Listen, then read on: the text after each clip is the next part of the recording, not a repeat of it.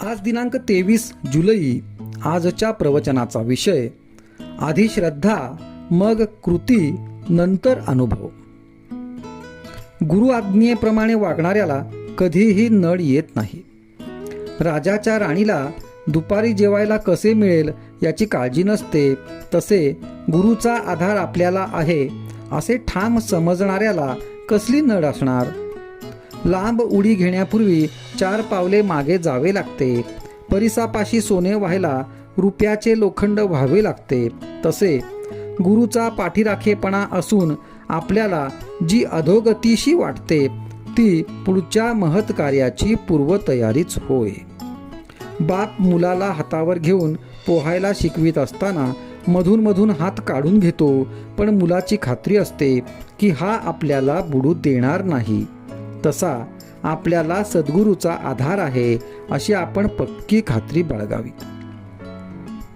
आपण आजारी पडलो तर आपणच पैसे देऊन डॉक्टरवर विश्वास श्रद्धा ठेवतो. औषधाची काही माहिती नसताना ते आपण घेतो. व्यवहारात जर असे आहे तर मग श्रद्धा उत्पन्न झाल्याशिवाय आपण नाम घेणार नाही असे म्हणणे बरोबर नाही. डॉक्टरवर विश्वास ठेवतो याचे कारण असे की आपल्याला जगायची इच्छा आहे. तसे भगवंताच्या प्राप्तीची तळमळ असेल तर मनुष्य त्याचे नाम घेतल्याशिवाय राहणार नाही. आधी श्रद्धा मग कृती आणि नंतर कृतीच्या फलाचा अनुभव असा व्यवहाराचा नियम आहे. परमार्थामध्ये आपण त्याच मार्गाने जावे. व्यवहारात तुम्ही एकमेकांवर जेवढी निष्ठा ठेवता तेवढी जरी भगवंतावर ठेवलीत तरी भगवंत तुम्हाला खात्रीने समाधान देईल.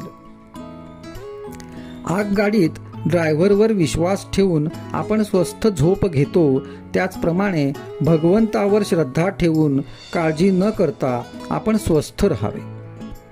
ड्रायव्हरपेक्षा भगवंत नक्कीच श्रेष्ठ आहे. परमार्थात अंधश्रद्धेची मुळीच गरज नाही, पण तिथे श्रद्धेशिवाय मात्र मुळीच चालायचे नाही. सांगणारा कसाही असला तरी ऐकणाऱ्याची जर श्रद्धा खरी असेल तर त्या श्रद्धेनेच त्याच्या अंगी पात्रता येईल.